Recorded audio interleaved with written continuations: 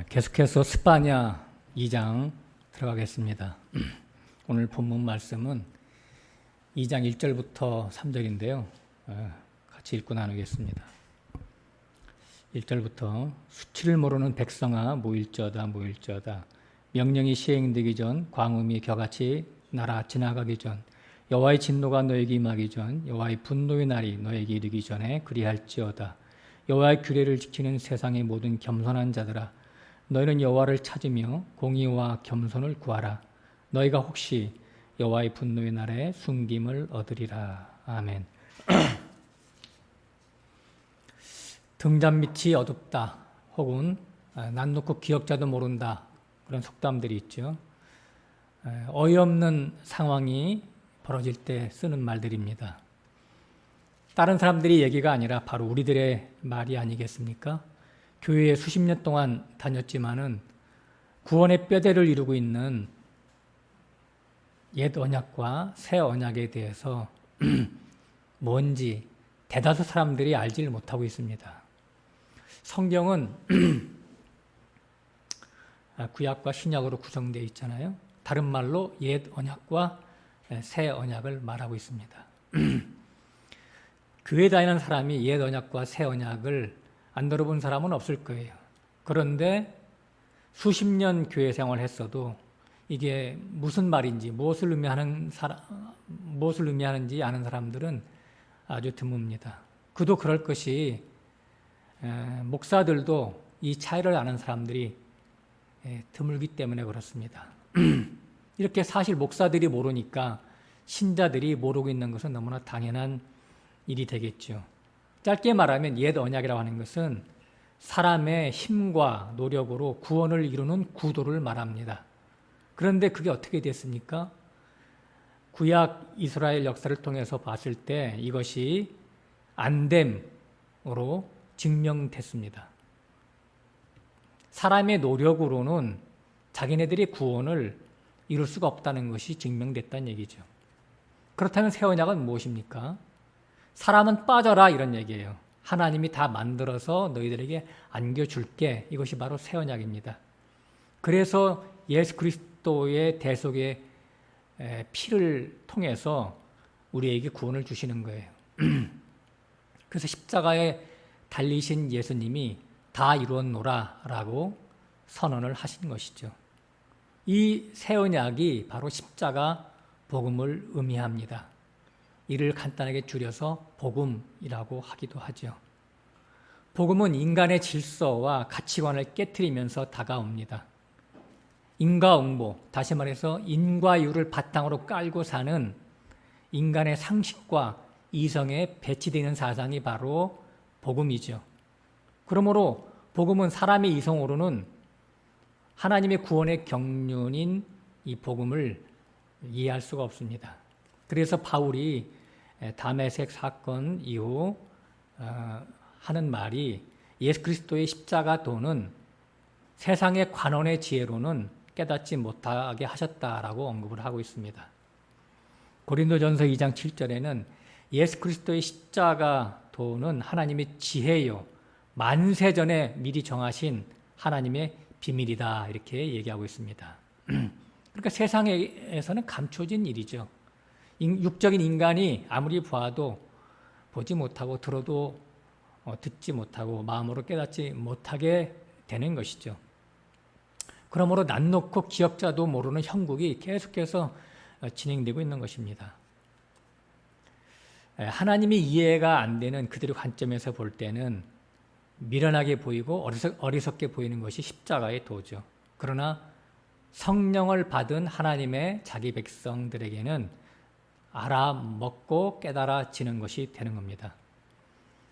히브리서 1장에 보면 하나님의 자기 백성의 구원을 여러 모양과 여러 부분으로 구약 선지자들에게 말씀해 오다가 마지막에는 아들로 말씀했다라고 언급하고 있습니다.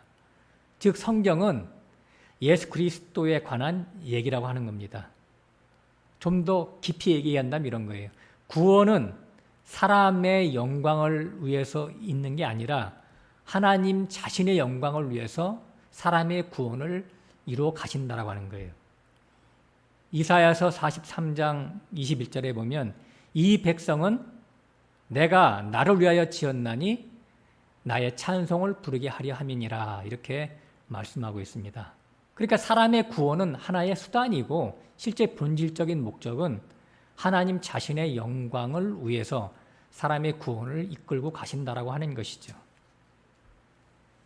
하나님이 세상을 창조하시고 자기 백성들에게 성경을 주신 목적이 오직 하나, 그 아들을 알려주시기 위해서 그렇게 했다는 얘기예요. 그래서 세상에 아들을 보내셨지만 세상은 그 아들에 대하여 관심이 없지요. 그냥 세상에서 여하이 잘 먹고 잘 살까? 어떻게 하면 부자 될까? 어떻게 하면 건강하게 잘 살까? 어떻게 하면 성공 출세할까? 여기에만 관심을 갖고 살게 되죠. 그러나 하나님의 요구는 자기 백성들에게 이렇게 요구하는 거예요. 얘들아, 제발 내 아들에게 관심을 가져라. 이런 얘기죠. 이를 알게 하기 위해서 구약에는 이스라엘 백성들을 선택해서 역사 속에서 하나님이 그 사역에 이용을 해오셨고 신약에서는 또 성도를 선택해서 일하고 계시는 겁니다. 그러므로 성도는 자신의 구원 속에 감추어진 예수를 발견해야 하는 것입니다. 우리가 어릴 적 신앙은 내가 어떻게 하면 구원을 받을까에 관심을 갖게 되지만 나중에 하나님의 은혜를 받아서 성령을 받게 되면 구원이라고 하는 것은 내가 얻어내는 것이 아니라 하나님이 자기 백성들에게 거저 선물로 주시는 거였네 라는 것을 깨닫게 된다면 그 다음부터는 관점이 틀려집니다. 예수를 어떻게 더 깊이 더 넓게 많이 알아갈 것인가가 관심사가 되는 것이죠. 그래서 시편 2편에는 이런 말씀이 써 있습니다. 하나님이 영을 내셨는데, 그러니까 명령을 내셨는데 온천하에 내 아들에게 입맞추라. 그렇지 아니하면 진노가 너에게 임해서 심판과 멸망을 당하리라. 이런 말씀이 시편 2편에 잘 써 있습니다. 그러나 이런 것들이 세상 사람들에게는 농담으로 여겨지겠죠. 그러나 성도는 하나님의 말씀이 들려지고 또 깨달아지니까 이것이 바로 복인 것이죠. 교회에는 두 부류의 사람들이 있습니다. 그래서 예전부터 아브라함의 후손은 이스마엘과 이삭 혹은 에서와 야곱 이렇게 구분되기도 하죠. 신약에서는 표면적인 유대인과 또 이면적인 유대인 혹은 육적인 신자냐 영적인 신자냐 이렇게 나누기도 합니다. 주님이 바리새인들에게 그런 말을 했죠. 그죠? 이 독사의 새끼들아 너희 아비는 막이니라. 바리새인들이 얼마나 하나님께 열심을 냈으면 그죠? 열심히 특심이다라고 하는 용어까지 생겼겠어요. 하나님이 이르라고 한다면 목숨을 걸고 그들은 덤벼댑니다. 정말 열심히 특심이다라고 하는 타이틀이 너무나 이상하지도 않는 너무나 당연한 말이 되겠죠. 그런데 주님은 이들에게 아까도 말씀드렸지만 이 회칠한 무덤아 독사의 새끼들아 외식하는 자들아 이렇게 질타를 하시는 것이잖아요. 그러니까 이게 사람의 이성과 상식을 깨트리는 그런 말씀이에요. 그렇다면 바리새인들의 신앙이 어디가 잘못됐다는 얘기죠? 표면적으로 볼 때는 이렇게 훌륭한 믿음을 갖고 있는 사람들이 어디 있겠어요, 그죠? 둘째가 나오면 서러울 사람들이죠. 무엇이 잘못됐을까요? 참고로 먼저 말씀드린다면 창기와 세리가 너희들보다 먼저 천국에 들어가 있는 것을 너희가 보리라. 그런 말씀이 누가복음에 써 있는데 창기와 세리야말로 매일 죄만 짓고 살던 사람들은 아니겠어요? 천하고 못나고 무가치한 존재들이 먼저 천국에 간다고 그러니까 사람의 상식을 뛰어넘는 그런 말들이죠. 무엇이 문제냐면 그릇의 문제입니다. 사람은 하나님의 형상을 담게 만들어진 그릇이거든요. 그러니까 하나님의 형상은 바로 예수 그리스도인데 누가 그러면 예수 그리스도를 담아낼 수가 있는 그릇이냐라고 하는 것이죠. 자기의의 문제입니다. 그러니까 자기의의 문제. 사람의 의, 자기 가능성, 자기 가치 자기 자랑이 가득한 자는 하나님의 의가 들어갈 여지가 없는 거예요. 그 마음그릇 안에 자기 것으로 가득 차 있기 때문에 그렇죠. 그러나 창기와 세리들은 자기 의가 꽝입니다. 제로입니다. 저는 죄인입니다. 저는 죽어 마땅합니다. 이렇게 얼굴을 들지 못하고 상한 심령이 된 그런 존재들이죠. 이렇게 자기 마음이 깨지고 비어있기 때문에 하나님의 복음이 들려졌을 때 스폰지가 물을 빨아들이듯이 고스란히 하나님의 의가 그 안에 자리 잡게 되는 것입니다. 하나님은 바로 이런 자들을 찾아 구원시키는 것이죠. 이렇게 만들어져 구원을 시켜 가게 가시는 것이죠. 만들어서 하나님이. 이런 사람들이 바로 하나님의 자기 백성이 되는 것입니다. 스파니아서가 역시 계속해서 이런 얘기를 계속 진행하고 있는 것입니다. 우리가 지난주에 여호와의 날에 대해서 우리가 살펴봤었잖아요. 하나님의 심판, 진멸의 날이었다라는 것을 우리가 공부한 바가 있습니다. 그 심판의 고통과 애환을 그럼 택한 백성들은 받지 않고 예외가 되느냐? 그렇지 않다라고 하는 거예요. 택한 백성일지라도 같이 그 난리통을 다 겪고 같이 바벨론에 끌려가지만 끝까지 견뎌지고 남은 자 되는 것은 하나님이 택하였기 때문이라고 하는 내용을 계속해서 우리가 공부하고 있습니다. 그때 같이 끌려갔던 사람들 중에 대표자들이 에스겔 선지자, 니에미야, 학개, 에스라, 다니엘과 다니엘 세 친구들 그런 사람들이잖아요. 소수죠. 아주 지극히 소수. 그 여호와의 날의 심판의 날인데 이스라엘 선민들은 많이 오해를 하고 있었죠. 그 여호와의 날에 메시아가 와서 자기네들을 괴롭히고 있던 주변국들을 다 정복하고 옛날 다윗 왕의 시대의 그 태평성대를 그 영광을 다시 회복시켜 줄 것이라고 이렇게 생각을 했어요. 그래서 구약 선민 이스라엘은 계속해서 메시아 대망 사상을 갖고 있었지만 그러나 잘못된 생각들로 메시아를 기다린 것이죠. 자기네들의 영광의 날이 아니라 사실은 자기네들의 어긋난 신앙에 대해서 하나님이 진멸하고 심판하는 그런 날이라고 하는 것이죠. 그래서 구약의 선지서들을 보면 계속해서 여호와의 날에 대해서 심판의 날에 대해서 경고하고 있습니다. 오늘 대표적으로 아모스 5장을 한번 살펴보겠습니다.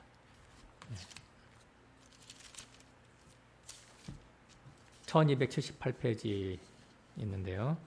한번 읽어보겠습니다. 5장 18절부터 쭉 보겠습니다.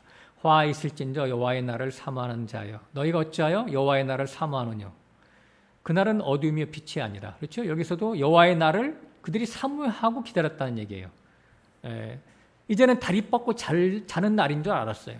평안의 날인 줄 알았어요. 그러나 그게 아니라 그날은 평안의 날이 아니라 어둠이요. 심판의 날이라는 얘기겠죠. 그죠? 자유와 기쁨의 날인 줄 알았는데 그게 아니라고 하는 것이죠. 19절 마치 사람이 사자를 피하다가 곰을 만나거나 혹 집에 들어가서 손을 벽에 대었다가 뱀에게 물림 같도다. 악한 것을 피하려고 하는데 더 나쁜 것을 봉착하게 되는 그런 날이 바로 여호와의 날이다. 이런 얘기죠. 20절에 여호와의 날이 어찌 어두워서 빛이 없음이 아니며 캄캄하여 빛남이 없음이 아니냐. 이중부정으로 써놔서 약간 애매하게 됐는데 킹제임스 성경은 주의 날은 빛이 아니요 어둠이요 심지어는 희망은 한 가닥도 없는 심판의 날이다. 이런 식으로 써놨습니다. 자, 21절부터 한번 볼까요? 내가 너희 절기를 미워하여 멸시하며 너희 성회들을 기뻐하지 아니하나니 너희가 내게 번제나 소제를 드릴지라도 내가 받지 아니할 것이요 너희 살찐 희생의 화목제도 내가 돌아보지 아니하리라.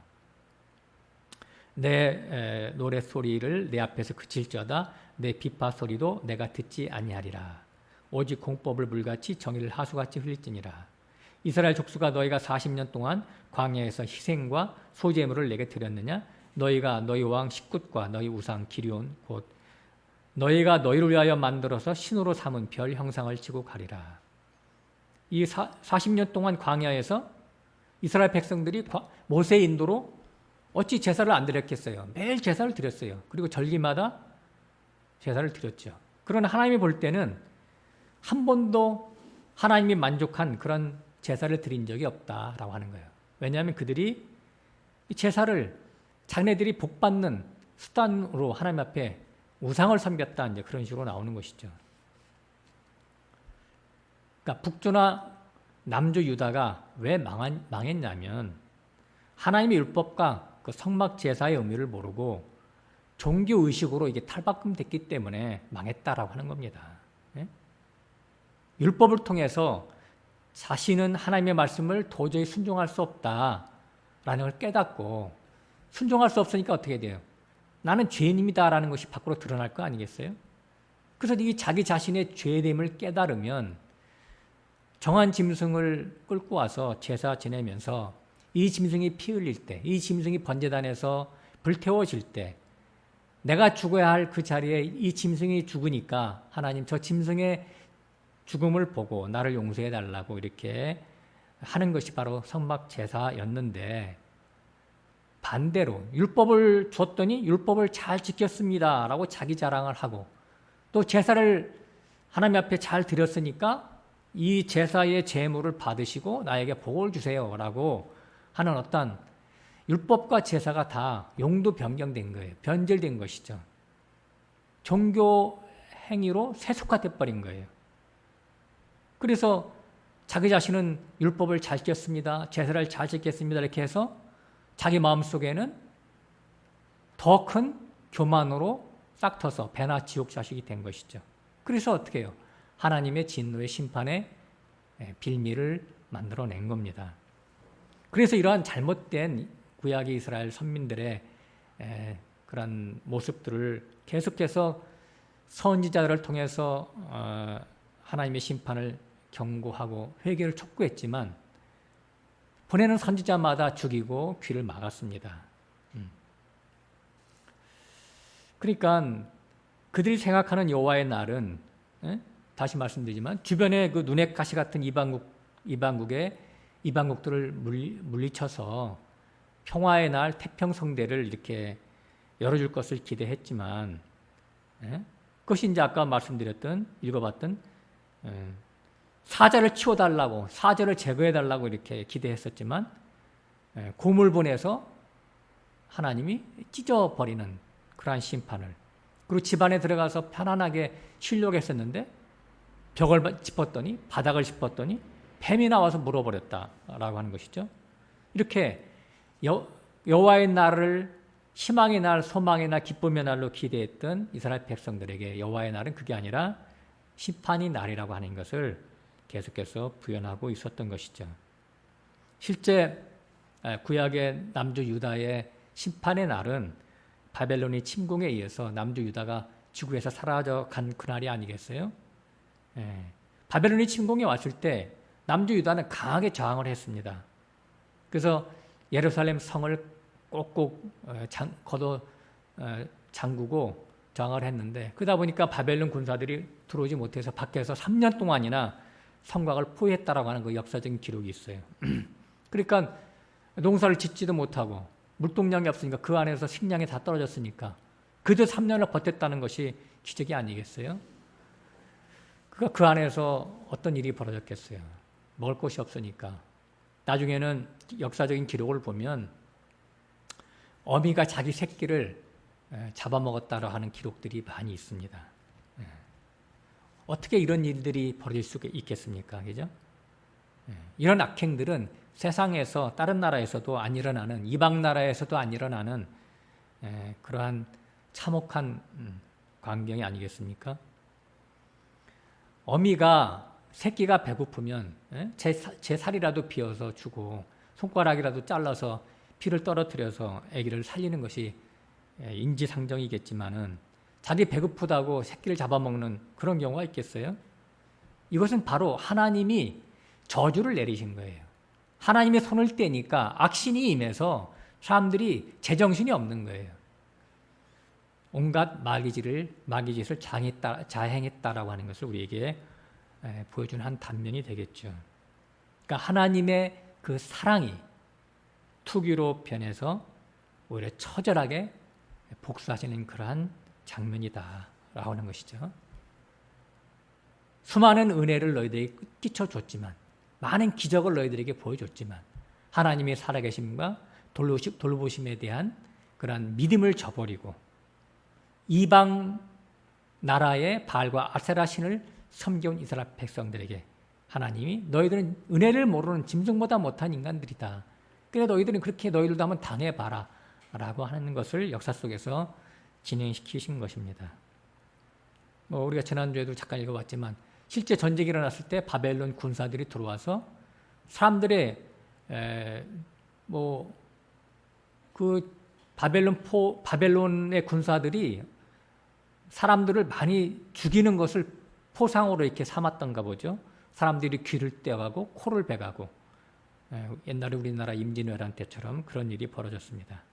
그러니까 이런 전쟁의 참화뿐만 아니라 자기 새끼까지 잡아먹는 그런 어떤 정신적인 파멸까지도 더해지는 그런 처절한 그런 멸망이 진멸로 드러나게 된 것입니다. 하나님을 거역했던 사울 왕에게 하나님이 악신을 보냈다. 하나님이 신이 떠났다. 그런 말이 성경에 써 있는데 하나님이 신이 떠나면 악신이 임하게 되기 때문에 어떻게 됐어요? 자기 사위 다윗 장군을 그때는 왕이 아니었으니까 자기 부마를 왕의 부마를 갖다가 죽이려고 10여 년 동안이나 쫓아다니는 그런 악행을 저지른 거 아니겠습니까? 이런 거로 봤을 때 모든 인간은 천연적인 모든 인간은 태어날 때부터 마귀에게 부속되어서 태어납니다. 그래서 그 사람이 태어났을 때부터 자라는 과정 속에서 행하는 모든 지정의, 생각, 감정, 의지 이 모든 것들은 다 마귀적인 것들이에요. 그러니까 우리가 엄밀히 말한다면 사람의 자유의지는 없다라고 하는 것이 맞습니다. 자유의지라는 것은 자기가 선을 행할 수 있을 때 자유의지가 있는 것인데 선이라고 하는 것이 인간의 의로 포장된 선이기 때문에 하나님의 선에 부합한 선을 이룰 수가 없어요. 그렇기 때문에 다 사람의 자유의지는 없습니다. 그러니까 자기 스스로가 판단해서 하나님을 믿을 수 있는 그런 의지와 각오와 결단을 할 수가 없다는 얘기예요. 그래서 창세기 6장에는 사람이 어려서부터 그 생각하는 바와 계획하는 바가 항상 악할 뿐이다. 항상. 그러니까 설사 남에게 착한 일을 해도 그것은 자기가 남에게 과시하려고 착한 일을 한다라고 하는 관점에서 볼 때는 그것 악이란 말이죠. 하나님 볼 때는. 그렇게 다 악한 존재로 태어나서 악한 존재인데 그나마 인류가 유지되어 올 수 있는 것은 하나님의 은혜로 지켜짐을 받기 때문이라고 하는 것이죠. 이런 상태에서 하나님의 손이 떠나면 하나님의 은혜가 거두어지면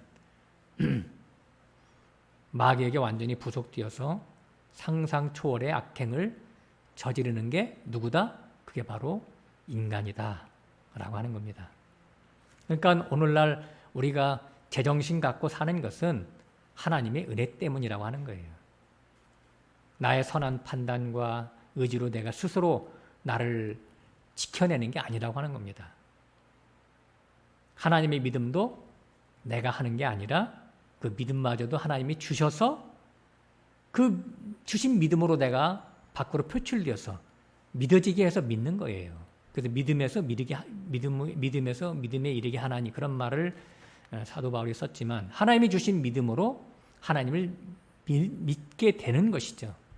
그 믿음이 없으면 내가 믿는 믿음은 얼마든지 좀 믿는 척하다가 나중에 세월이 지나면 상황이 바뀌면 안 믿는 사람이 태반이죠. 우리 주변에도 그런 사람이 얼마나 많습니까? 젊었을 때는 여기저기 또 남들도 다니니까 열심을 내서 교회 다녀보지만 나중에는 은근슬쩍 교회를 안 다니는 그런 사람들이 얼마나 많아요? 자기 믿음으로 믿었던 거예요. 젊었을 때. 하나님이 주신 믿음을 갖고 있는 소유자들은 절대 하나님을 배반할 수가 없죠. 왜냐하면 성령께서 그 안에서 역사하시기 때문에 그렇습니다. 그러니까 성경은 계속 이것을 말씀하고 있는 거예요. 요한일서에 보면 하나님의 사랑이 여기 있나니 너희가 나를 사랑한 것이 아니라 내가 너희를 사랑한 거다. 이렇게 말씀하고 있습니다. 또 주님도 요한복음에서 아버지가 너희를 내게 보내주지 아니하였다면 아무도 내게 올 자가 없다라고 하는 것이죠. 또 너희가 나를 찾은 게 아니라 내가 너희를 찾은 거야. 이렇게 말하고 계십니다. 그러니까 믿음의 근거는 사람 내가 결정해서 하나님을 선택해서 믿은 게 아니라고 하는 거예요. 근데 많은 사람들은 내가 선택해서 하나님을 믿었다 이렇게 생각을 하죠. 친구가 전도해서 또 부모님 따라서 내가 교회 다녔고 또 배우자를 통해서 결혼해서 이렇게 교회 다니다가 보니까 내가 판단하고 내가 결정하고 이렇게 내가 마음에 끌려서 교회 생활을 지금 하고 있다 이렇게 생각하는 것 같지만 아니라고 하는 거예요. 내가 한 것 같지만 그 이면에는 그 배후에는 하나님의 손길이 있었다라고 하는 것이 바로 성경의 말씀입니다. 그러니까 예수 믿는 것뿐만 아니라 지금 자신이 지금 처한 어떤 좋든 나쁘든 그런 환경 그 모든 것들로 다 하나님이 조성하신다고 하는 것이죠. 그렇게 성경에 써 있잖아요.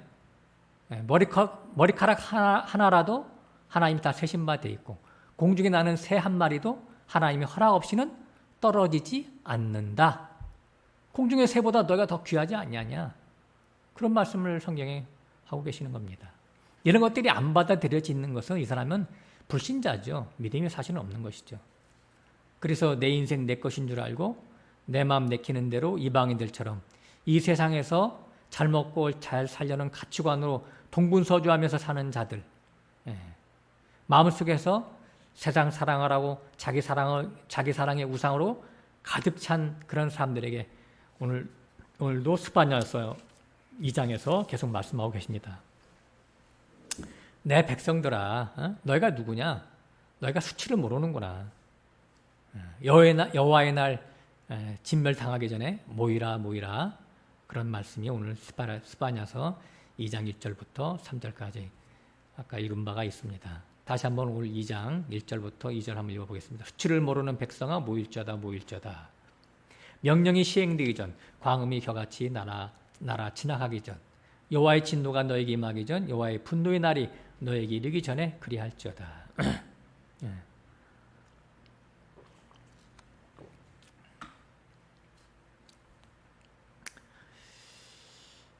그러니까 그 2절과 1절은 도치법으로 써 있는데요. 여호와의 날, 진노의 날이 이루기 전에 수치를 모르는 백성아 내게 와라 이런 얘기죠. 여호와 앞으로 나와라 이런 얘기겠죠. 그 당시에는 이제 바벨론을 통해서 남주 유다를 멸절시키는 그런 내용입니다만은 오늘날로 볼 때는 어떻게 될까요? 예수 그리스도의 재림 전으로 볼 수가 있죠. 재림의 날이 바로 여호와의 날이 아니겠어요? 그러니까 예수님의 재림 전에 너희들이 어서 빨리 준비를 하라고 하는 것이죠. 회개하고 예수를 잘 믿어라 그런 말씀이 되는 겁니다. 예수님의 재림은 반드시 있습니다. 어떤 사람들은 교회 다니는 사람 중에서 예수님의 재림을 부인하는 사람들이 많이 있습니다. 지방교회 출신들이거나 거기 이제 교리가 이제 그런 것인가 보죠.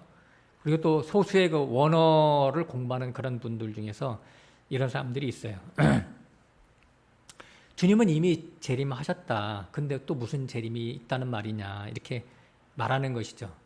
이제 그들이 주장하는 것은 뭐냐면 요한복음 14장에서 내가 곧 다시 오마 그런 말을 한 다음에 성령으로 오셔서 그분이 내 안에 내가 그분 안에 하나님이 예수님 안에 예수님이 하나님 안에 그러니까 우리가 예수 안에서 하나님과 예수님과 우리가 하나가 됐다. 재림을 통해서 이렇게 했는데 예수님이 재림이 어디 있느냐라고 말을 하는 사람들이 있죠. 그러나 이것은 성경의 한 편만 보는 것이고 또 지나친 영예 때문에 이렇게 잘 모르고 있는 것이죠. 그러나 주님은 뭐라고 했어요? 내가 가면 또 다른 보혜사를 보내주겠다. 성령을 보내주신다고 그랬잖아요. 그러니까 예수님 말고 또 다른 보혜사, 예수님도 육신으로 오셔서 보혜사, 그러니까 우리의 구원을 위해서 도움을 줬잖아요. 그래서 보혜사인데 또 다른 보혜사라고 하잖아요. 당신과 틀린 인격체죠, 그죠? 그 바로 성령이죠. 그리스도 영이라고 할 수도 있지만, 그러니까 그리스도를 증거하는 영이기 때문에 그리스도 영이고 성령이죠. 예수 그리스도 자신은 아니에요. 성경에 보면은 그리스도는 지금 어디 있다라고 하죠? 하나님 보좌 우편에 앉아 계시죠. 그런데 이렇게 계속해서 주님의 재림을 부인하는 자들이 있다라고 하는데, 그런 자들이 이제 베드로후서 3장에도 보면 잘 나와 있어요. 주의 강림한다는 약속이 어디 있느냐라고 조롱하는 자들이 있다라고 하는 거예요. 우리 지난주 읽어봤잖아요. 근데 성경에 뭐라고 하냐면, 하늘과 땅은 가만히 있는 것은 종국에는 그날에 주님의 재림의 날에 불사르기 위해서 보존되어 있는 것뿐이야. 근데 아직도 재림이 늦춰지고 있는 것은 왜다? 오래 참으시기 위해서, 오래 참으시는 것이다라는 얘기죠. 하나님이 구원받을 자들이 있는데 구원받을 자가 다 채워질 때까지 기다리신다라고 하는 겁니다. 베드로가 누굽니까? 예수님이 12제자 중에 수제자 아니에요? 그 수제자가 성경을 기록할 때 예수님이 다시 오시는 것과 성령의 오심과를 구분하지 못해서 이렇게 썼겠어요? 분명한 재림에 대한 약속을 기대하고서 주의 강림이 어디 있느냐 조롱하는 자들에 대해서 경고하는 말씀을 베드로후서에서 써놓은 것이죠. 디모데후서 2장 18절에도 사도 바울이 이렇게 얘기하고 있습니다. 어떤 자들은 말하기를 부활이 지나갔다라고 하는데 조심해라 라고 경고하고 있습니다. 부활이 지나갔다? 그럼 부활이 이미 일어났다는 얘기잖아요. 왜 부활이라고 하는 거냐면, 죄와 사망 가운데 있는 자들이 예수 그리스도의 보배 피로 거듭났잖아요. 근데 이것을 부활로 보는 거예요. 물론 부활 맞습니다. 이것은 영의 구속이에요. 영의 구속. 영이 구원받은 거예요. 영혼이. 다시 부, 살, 활. 그래서 부활 그래요. 그것을. 다른 말로는 중생. 다시 중, 살생. 그래서 중생이라고 합니다. 거듭남 중생, 이것을 부활로 보는 거 맞아요. 그러나 이것은 우리 속사람, 영의 구속을 말한다라고 하는 것이죠. 그러나 그것만 있는 게 아니에요. 고린도전서 15장 44절에는 이렇게 써 있어요. 육의 몸이 있은즉 신령한 몸도 있다. 육의 몸과 영의 몸이 있다라고 분명히 얘기하고 있어요. 육의 몸으로 심고 신령한 몸으로 다시 사나니 이렇게 나와 있단 말이에요. 그러니까 육의 몸이 나중에 끝나면 영의 몸이 있는 거예요. 신령한 몸, 영적인 몸. 그래서 로마서 8장에서는 성령의 처음 익은 열매를 받은 우리까지도 몸의 구속을 기다린다. 탄식하면서 이렇게 얘기하고 있어요. 영의 구속이 죄와 사망 가운데서 완전히 구원받은 것처럼, 그렇지만 우리가 몸은 아직 구속받지 못했잖아요. 육신의 몸을 입고 있으니까 내가 이 육신의 몸을 갖고 있으면 죄를 이길 수가 없단 말이에요. 그래서 로마서 7장에서 마음으로는 하나님의 법을 섬기지만 몸으로는 죄의 법을 섬긴다. 이 사망의 몸에서 누가 나를 건져내랴 오호라. 이렇게 탄식하는 사도 바울 아니겠습니까? 그러니까 이 죄가 싫다라고 하는 거예요. 그래서 하나님 언제 이 몸을 구속시켜 주실 것입니까? 이런 얘기가 되는 것이죠. 구원받은 사람은 죄 짓는 게 싫으니까 어서 빨리 나를 데려가 달라고 외치고 있는 사도 바울 아니겠어요? 그것이 바로 몸의 구속이죠. 그래서 주의 모습과 같이 영광의 모습으로 화하는 그 날을 바라보면서 우리가 신앙생활을 하는 것이 아니겠습니까?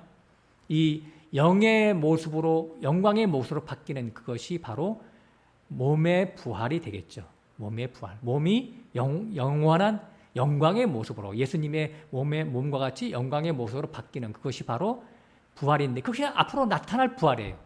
지나간 부활도 있고 나타날 부활도 있고, 부활이 두 단계가 있다라고 하는 것을 말씀을 드립니다.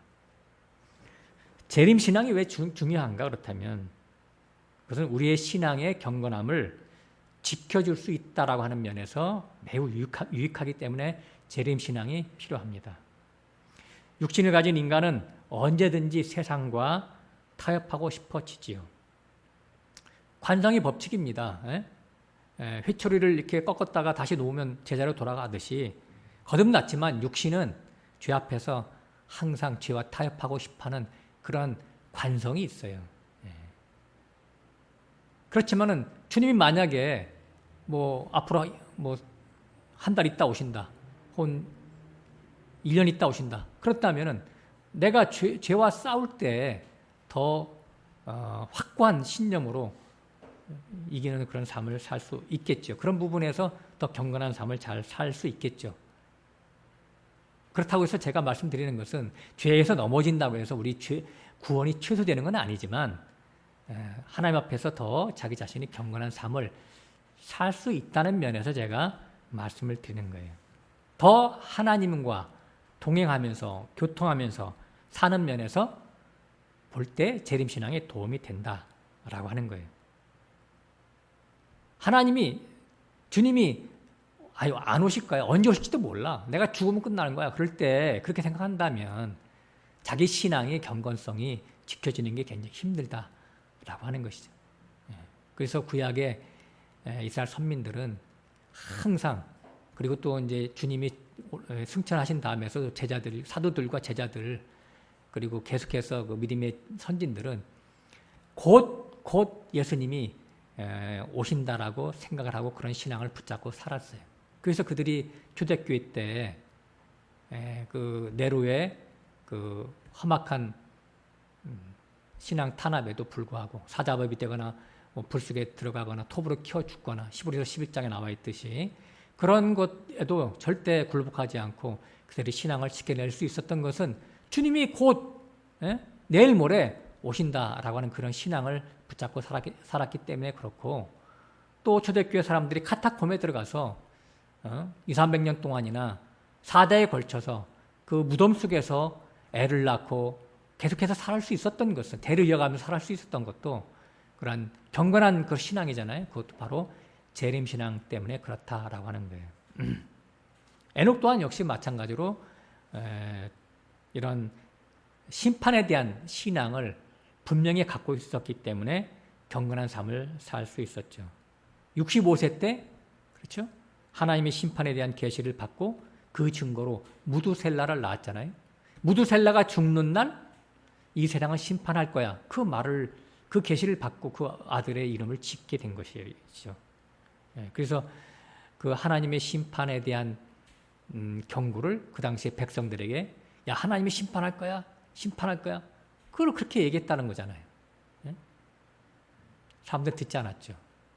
그래서 자기 자신은 65세에 그 무두셀라를 낳고 에녹이 300년 동안 하나님과 동행했다. 그러니까 하나님과 동행했다는 것은 경건한 신앙을 살아냈다라고 하는 것이죠. 이것을 갖다가 유다서에 에녹에 대한 그 기록이 나오잖아요. 에녹이 당시 사람들에게 심판에 대한 경고를 했다. 경건치 않은 사람들의 경건치 않은 삶에 대해서 경고를 했다라고 하죠. 그 에녹이 말한 대로 실질적으로 969년에 무두셀라가 죽자마자 노아의 홍수가 바로 터지잖아요. 그죠? 노아의 홍수 심판이 바로 거기서 시작이 되는 것입니다. 주님의 재림, 이것은 계시록 맨 끝에, 그러니까 성경의 맨 끝에 마지막 장 22장에 무려 3번이나 내가 속히 오리라 라고 하는 약속의 말씀으로 써 있습니다. 내가 속히 오리라 그랬더니 뭐라고 끝내요? 아멘, 주 예수 오시옵소서. 이것이 바로 우리 성도들의 대답할 말들이죠. 우리가 준비할 말이죠. 주님 오신다고 하는데 내가 이 세상이 너무 좋아서, 아니요, 조금만 더 있다가 오세요. 아직 내가 여기서 좀 배 두드리면서 좀 즐겨야 되겠습니다. 그런 마음을 가진다면은 그 되겠어요? 신부가 신랑을 기다리는 그런 마음이 아닌 것이죠. 신부는 오매몰랑 정혼한 상태이기 때문에 다시 올 그 신랑을 이제나 저제나 기다리는 것이 바로 신부의 자세가 아니겠습니까? 이것이 바로 참된 신앙이 되겠죠.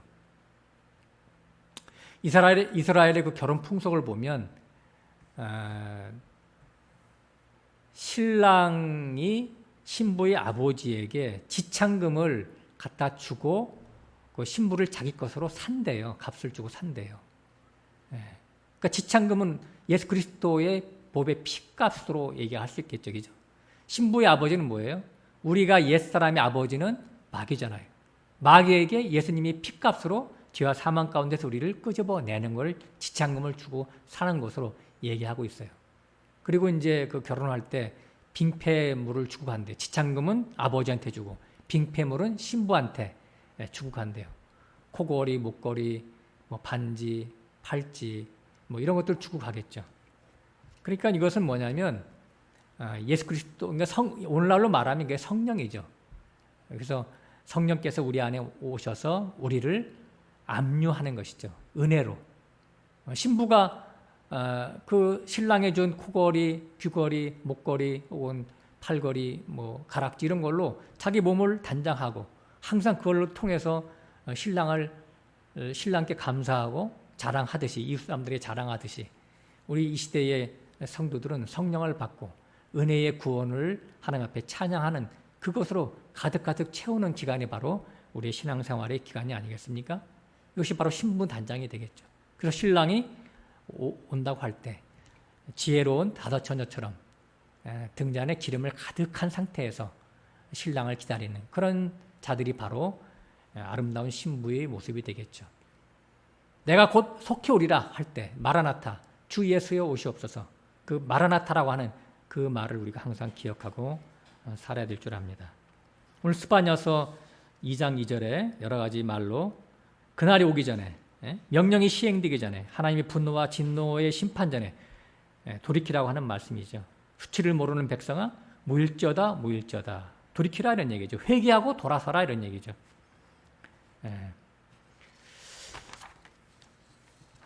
여기 무일쩌다 무일쩌다를 이제 제가 히브리어로 보니까 카다시 그랬는데 발이 닳도록 찾는 걸 얘기해요. 발이 닳고 닳도록 찾아내는 걸 얘기하는 거예요. 찾을쩌다 찾을쩌다 그런 뜻이에요. 무일쩌다는 원래 원어가 뜻이 찾을쩌다 찾을쩌다, 하나님을 찾을쩌다, 하나님의 마음을, 하나님의 의도를, 하나님의 의를 구하라, 찾으라, 두드려라 그런 말이잖아요. 주님도 그래서 그 말씀하신 거예요. 찾으라, 구하라, 두드려라. 수치를 모르는 백성아, 그렇게 하라는 얘기죠. 수치가 무엇이죠? 부끄러운 짓이잖아요, 그죠? 사람들의 그 인과관계 속에서도 수치스러운 일들이 많이 일어나고 있잖아요. 엊그제 제가 신문을 보니까 서울대에서 가장 부끄러운 동문, 올해의 가장 부끄러운 동문 1등이 조국 교수더라고요. 조국. 그렇죠?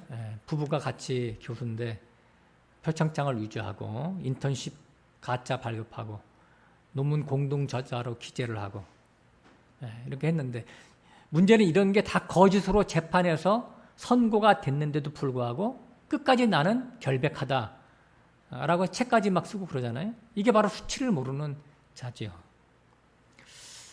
하나님 앞에서 수치는 뭘까요? 앞에서 오늘 서원의 말씀에서도 잠깐 언급을 했습니다마는 하나님이 가장 싫어하는 게 뭐다? 사람의 의라고 하는 것이죠.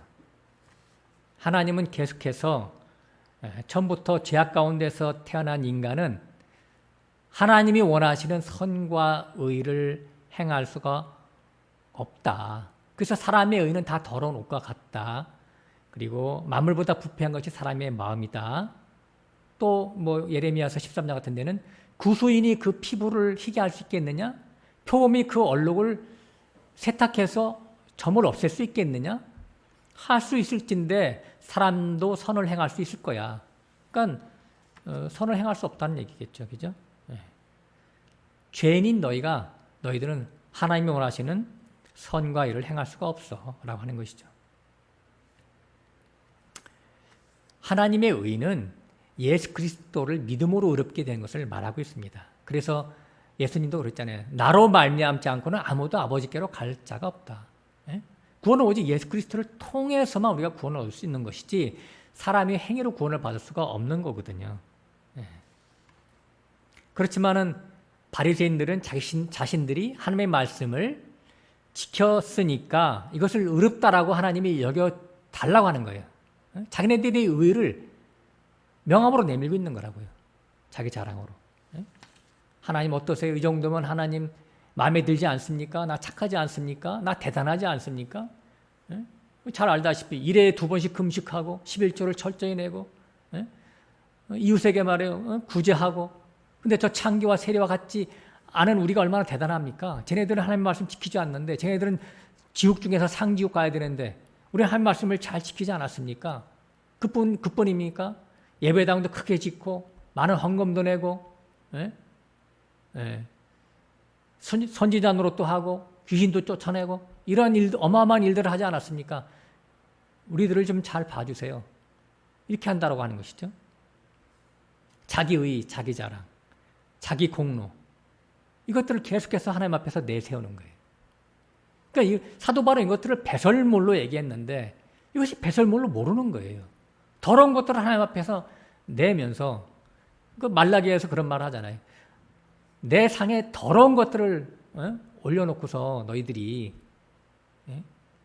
이것 좀 치워라 그러니까 우리가 언제 하나님 앞에 더러운 것을 드렸나이까 이렇게 반문한다라고 하는 거 아니겠습니까? 그러나 이런 사람의 의라고 하는 것은 그 출처가 다 뭐예요? 사람에게서 나온 거잖아요. 마귀로부터 온 것이죠. 그죠? 지금 바리새인들이 자기 의를 자랑하는 자들이 마귀의 옷, 죄의 옷을 입고 치장한 것인데 이것을 모르고 있어요. 그러니까 수치의 옷을 입고서 이것이 너무나 하나님 앞에서 자랑스러운 것인 줄 알고 뽐내고 있다라고 하는 것이죠. 나 예쁘죠? 나 의롭죠? 나 괜찮죠?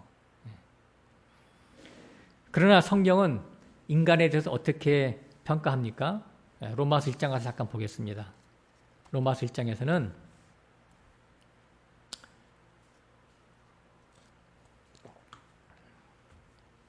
시간 관계상 핵심적인 만 읽죠. 28절부터 또한 저희가 마음에 하나님 두기를 싫어하며 하나님께서 저희를 그 상실한 대로 내어 버려 두사 합당치 못한 일을 하게 하셨으니 곧 모든 불의, 추악, 탐욕, 악의가 가득한 자요 시기, 살인, 분쟁, 사기, 악독이 가득한 자요 수군수군하는 자요 비방하는 자요 하나님이 미워하시는 자요 능욕하는 자요 교만한 자요 자랑하는 자요 악을 도모하는 자요 부모를 거역하는 자요.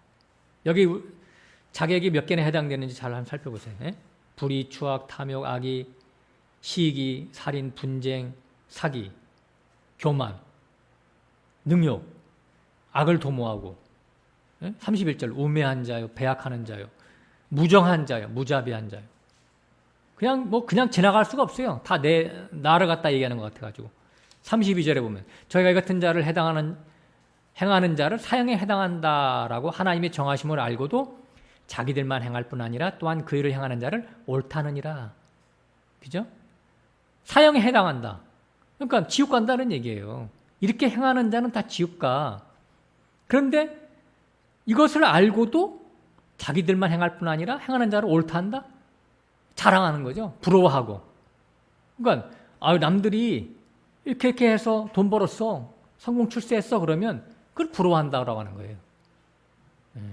자기 자신의 존재가 이런 자들인 것을 모르고 겉으로 드러난 어떤 종교적인 행위로 하나님 앞에서 의롭다라고 하거나 또 그런 자들을 칭찬한다라고 하는 것이죠. 한번 생각해 봅시다. 이렇게 자기 속이 여러 가지 탐욕에 이끌려서 시기하고 질투하고 미워하고 살인의 그런 마음이 가득한 사람이 하나님의 말씀을 잘 지켜지면 이런 것들이 없어집니까? 이런 죄가 없어집니까? 혹은 죄를 안 짓는 사람으로 점점 바뀌어집니까? 제가 수십 년 교회 생활을 해보니까 예전이나 지금이나 똑같더라고요. 그러나 그렇게 된다라고 여기는 사람들이 있더라고 하는 것이죠. 그러니까 그 사람들은 뭐예요? 점점 하나님의 말씀을 잘 지키면 언젠가는 내가 완전한 날이 올 거야. 흠결이 없는 날이 올 거야. 정결한 날이 올 거야. 그때 하나님이 나를 천국으로 데리고 가시겠지. 이렇게 계속해서 지금 현재 하나님이 은혜로 예수 그리스도를 믿는 믿음으로 주는 구원을 받아들이지 않고 자기 행위의 결과로 만들어진 구원을 계속해서 기대한다라고 하는 것이죠. 이런 사람들이 누구다? 이런 사람들이 바로 자기 의로 충만한 바리새인들이다라고 하는 거예요. 바리새인들이 옛날만 있는 게 아니에요. 그래서 그때나 이때나 언제든지 바리새인들은 있어 왔어요.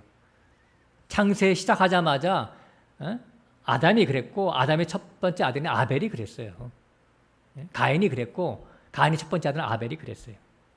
그래서 자기 땅의 소산으로 하나님 앞에 제사 드리는 게 다 그거잖아요. 땅의 소산이 뭐예요? 자기 의에서 나온 그것으로 만들어진 그 물질, 그걸로 조성을 해서 하나님 앞에 제사 드렸다라고 하는 게 아벨의 제사 아니겠습니까?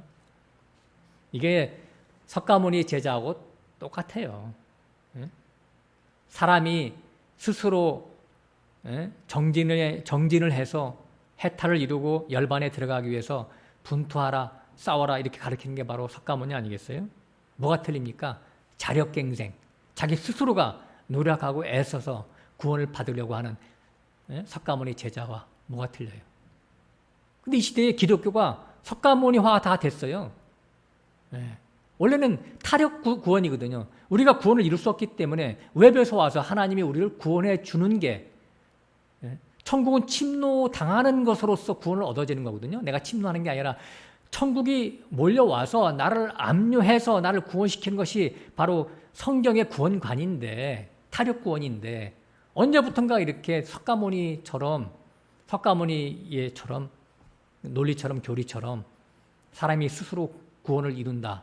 거기에 뭐 예수 십자가가 뭐 하나의 좀 도우미로 들어가는 것처럼 이렇게 변질된 잘못된 구원관으로 세속화되어 있습니다.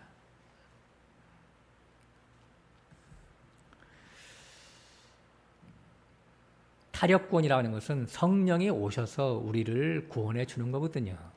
그래서 이러한 말들이 제가 구구절절 지금 여러 가지 말을 했지만 나중에 때가 차서 성령을 받고 성령을 통해서 은혜를 받고 보니까 오히려 시간이 지날수록 내가 죄를 더 안 짓는 존재로 바뀌어지는 게 아니라 그 반대가 되더라고요. 더 강한 빛이 내 안에 들어와서 나를 쬐니까 옛날에 안 보이던 죄까지 내 마음 구석에까지 숨겨진 죄가 다 보이더라, 이런 얘기예요. 그래서 사도 바울이 고백한 것처럼 나는 죄인의 괴수입니다. 그런 고백이 나올 수밖에 없다는 얘기죠. 더 날이 갈수록 더 고개가 숙여지는 그런 자로 변화되는 것뿐이지 하나님의 은혜가 올수록 더 죄를 안 짓는다. 그건 말이 안 되는 거예요. 죄라고 하는 것은 어떤 행위적인 죄를 말하는 게 아니라 본질적인 죄에 대한 인식을 성경에서는 죄라고 얘기하는 겁니다. 사람이 죄를 없이 하는 것은 인간에게서 나올 수 없다라고 하는 것이죠. 그렇기 때문에 오직 하나 예수 그리스도의 피의 옷으로 덮어주심을 입어야만 죄사함을 받아서 의롭다라고 여겨주시는 것뿐이죠. 예수 그리스도의 옷으로 가려질 때 인간의 죄의 수치는 가려지게 되는 것입니다. 그 수치가 무엇이든지 간에 예수님의 보배 피로 다 가려지게 돼 있어요. 이것을 갖다가 율법 외에 다른 의인, 하나님이 주시는 믿음의 의죠. 믿음의 의. 예수 그리스도를 믿음으로 말미암는 의다라고 하는 거예요. 그래서 이제 스바냐서 2장에 3절에 여호와를 찾으라고 또 나옵니다. 여호와의 규례를 지키는 세상의 모든 겸손한 자들아 너희는 여호와를 찾으라. 공의와 겸손을 구하라. 너희가 혹시 여호와의 분노의 날에 숨김을 얻으리라. 여호와를 제대로 만나면 자기 자신의 죄가 드러납니다. 빛 앞에서 죄가 어떻게 안 드러나요? 그 강한 빛 앞에서. 여기 이제 그 말이 써 있는 거예요. 여호와의 규례를 지키는 세상의 모든 겸손한 자들아. 누가 겸손하다고요? 여호와의 규례를 지키는 자. 이거 문자적으로 그대로 해석하면 큰일 납니다. 그러면 여호와의 규례, 그러니까 여호와의 율법을 지키면 겸손해집니까? 문자적으로 액면대로 읽으면 큰일 납니다. 내가 하나님의 말씀을 잘 지켰으니까 나는 겸손해져. 그게 아니라 하나님의 말씀을 지키면 하나님의 말씀이 율법이기 때문에 율법의 의의가 뭐죠? 궁극적으로 그렇게 된다라고 하는 거예요. 율법의 의의는 죄를 깨닫게 하는 것이죠. 그러니까 하나님의 규례인 율법을 지키려고 하다 보니까 결국에 도달하는 종착점은 뭐예요? 나는 하나님의 말씀을 지킬 수 없는 죄인입니다. 나는 안 됩니다. 그래서 하나님 날 용서해 주세요 라고 하는 자기 자신의 그 죄인됨에 대한 실체를 깨닫게 되고 고개를 조아려서 고개를 조아리는 그러한 겸손 모드로 자기 자신이 바뀌어지게 된다라고 하는 것을 지금 성경은 설명하고 있는 겁니다. 하나님 저는 안 되네요. 하나님 그렇기 때문에 예수님의 보배 피로 저를 덮어주시고 하나님의 은혜로 저를 감싸주세요. 그렇지 않으면 저는 살지 못합니다. 라고 자기 자신의 심령을 토로하면서 예수님이 십자가 날개 아래로 피하는 자가 되는 것. 이런 자가 바로 누구다? 공의와 겸손을 구하는 자가 된다라고 하는 것이죠. 그러니까 하나님의 공의라고 하는 것은 죄는 반드시 심판받고 멸망받아 지옥 간다. 이것이 바로 하나님의 공의예요. 그러니까 하나님의 명령은 애누리가 없어요. 하나님의 명령이 100개가 있다면 그 100개 중에서 99개 다 지켰다고 해서 통과되는 게 아니에요. 하나님은 정상 참작이 없고 상대평가를 하지 않습니다. 10명이 있는데 10명을 기준 세워놓고 그 중에서 가장 잘하는 사람 한두 명 너희 구원시켜줄게 이게 아니라 하나님의 율법을 다 지키지 못하면 하나 지키지 못하면 다 지키지 못한 것으로 성경은 말씀하고 있는 거예요.